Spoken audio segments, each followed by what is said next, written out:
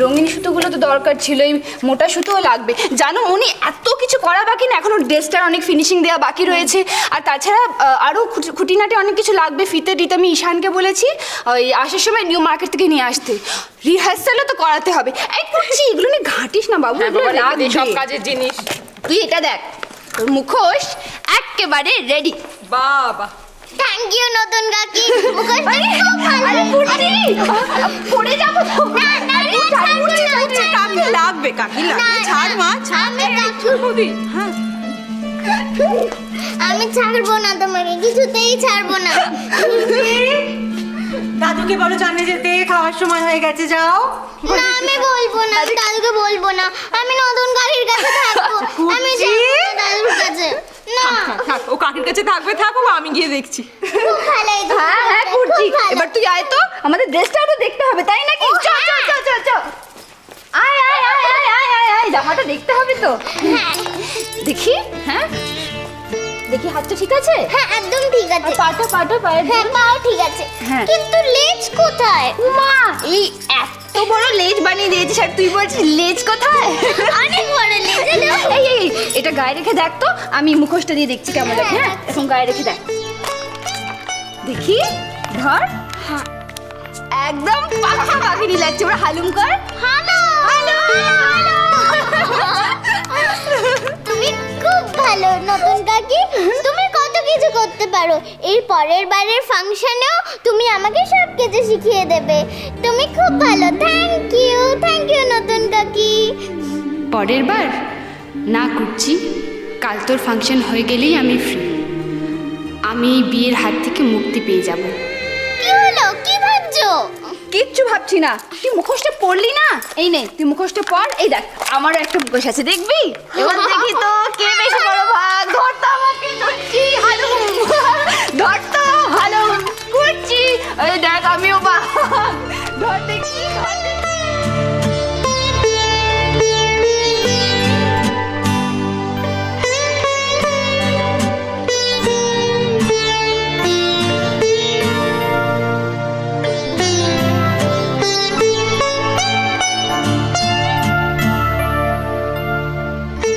কি দেখছিস? ললিতাকে। এতদিনে মনে হচ্ছে মেয়েটা আমাদের হয়েছে না গো দিদি ভাই? দেখো দেখো কুচি কিভাবে আঁকড়ে ধরেছে ওকে, দেখো। সে তো ললিতাকে ভালোবাসে বলেই না। ভালোবাসা না বাসাটা না বাচ্চারা সবার আগে টের পায়। আমি প্রথম দিন থেকেই জানি ললিতা আমাদের। তোদের মনে তো অকারণ ভয় ছিল একদিন। ললিতা আমাদের রানু।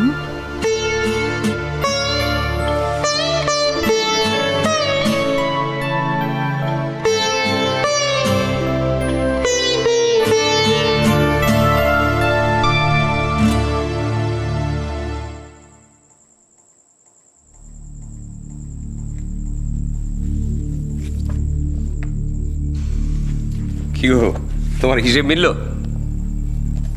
এ মাসেও 5,500 টাকা বেশি খরচ।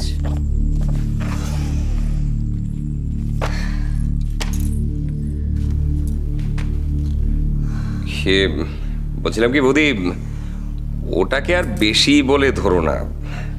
ধরে নাও যে ওই বাড়তি অ্যামাউন্টটা আমাদের সংসার খরচের মধ্যেই ঢুকে গেছে।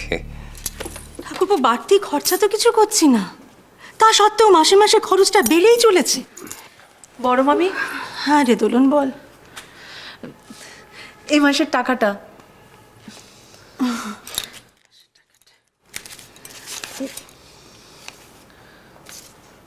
হাজার টাকা বেশি দিলি কেন? ওই যে কানপুরের বিয়ের সময় তো আমি কিছু দিতে পারিনি, তাই ভাবলাম যে এই মাসের টাকার সাথে দিয়ে দিই। না না, সে তো কবে চুকে বুকে গেছে, ও আর দেবার দরকার নেই। তোমাকে বলেছিলাম তো। বৌদি দিয়ে দাও 1000 টাকা, ওকে ফেরত দিয়ে দাও। এই নাও নাও।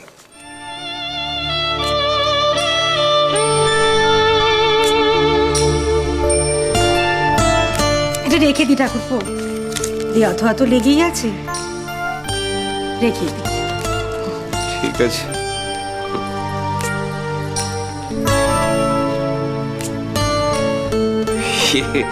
ইমনকে দেখছি না, ফেরেনি এখনো? বাবা, দেখছো বৌদি, বাবুর বেশ কাজে মন হয়েছে দেখছি। হ্যাঁ ছোট মামা, হ্যাঁ, এই কথাটা বলো না যে ইমনের কাজে মন হয়েছে। কালকে থেকে আবার শুনবো যে ইমন কাজেই যেতে চাইছে না। সেটাও করতে পারে। হ্যাঁ, আলোক, কি রে, তুই স্কুল থেকে কখন ফিরলি? অনেকক্ষণ আগে। হ্যাঁ, everything is all right? All right. Fine fine fine fine, keep it up. বলো বাবা। মানে আমার কিছু টাকার দরকার বাবা। টাকা? টাকা টাকা কত টাকা লাগবে তো? বেশি নয়, বেশি নয়, এই 500-700 টাকা। মানে ব্যাপারটা হচ্ছে কি জানিস, মানে এই মনটা মানে ওই ময়লা ছেঁড়া ফাটা প্যান্ট পরে ঘুরে বেড়ায়, আমার খুব ভালো লাগে না। আফটার অল মা মরা ছেলে তো, বুঝলে না?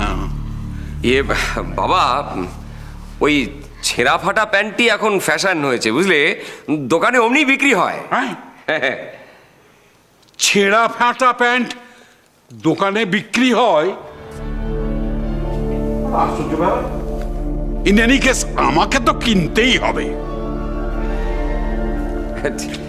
ঠিক আছে বাবা, তো ঠিক আছে, তুমি নিজে গিয়ে দোকানে দেখে এসো। হ্যাঁ, দেখতেই হবে, দেখতেই হবে। এই নাও, এটা রেখে দাও। 1000 টাকা? 1000 টাকা কেন? রাখো, ওই বাইরে বেরোলে একটু বেশি টাকা সঙ্গে রাখা ভালো। বেশি টাকার সঙ্গে? হ্যাঁ বাবা, রেখে দাও না।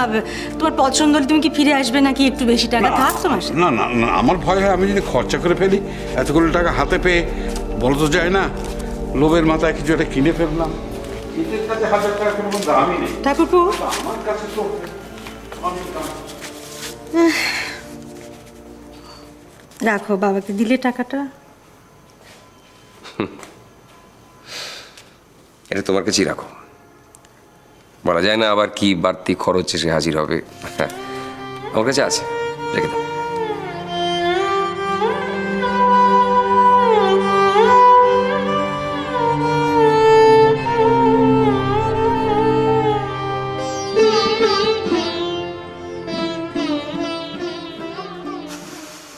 দাদু ভাই, কি ব্যাপার? চলো বসবে। বসছি। কি বাবা, তুমি আমাকে ডাকতে পারতে, তুমি চলে আসতাম। পারতাম, কিন্তু হঠাৎ আমি চলে আসলাম তোর কাছে, কারণ তোর সঙ্গে আমার একটা ইম্পর্টেন্ট ডিসকাশন আছে। বসো। বস আমার পাশে, বস বস। বলো। দারুণ একটা প্যান্ট পরেছিস তো। এই প্যান্টের কাপড়টা বেশ মসৃণ, তাই না? আচ্ছা, কুটকুট করে নাকি? কুটকুট করছে না, কিন্তু সুরসুরি লাগছে। সুসুরি লাগে। আচ্ছা, এই প্যান্টটা পরে তোর খুব আরাম লাগে, তাই না? তা তো লাগে, কিন্তু তুমি হঠাৎ কেন? না, আমার একটা প্রয়োজন আছে আর কি, বুঝলি না? আচ্ছা, ইফ ইউ ডোন্ট মাইন্ড, তোকে আমি একটা কোশ্চেন করি যে এই প্যান্টটার, ইফ ইউ ডোন্ট মাইন্ড, মানে দামটা কত? আমার একটা বাজেটের ব্যাপার আছে তো আবার।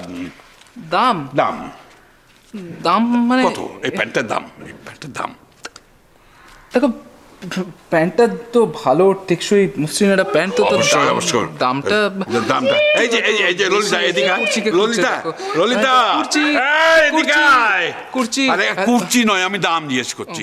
ললিতা, আমি ইন্দ্রকে জিজ্ঞেস করছি যে ও প্যান্ট যেটা পরে আছে সেটার দাম কত? কিছুতেই ও বলতে চাইছে না। এই প্যান্টটা, আরে এই ব্র্যান্ডের জিন্সগুলো তো 500-700 টাকা। হ্যাঁ, 500-700। কি?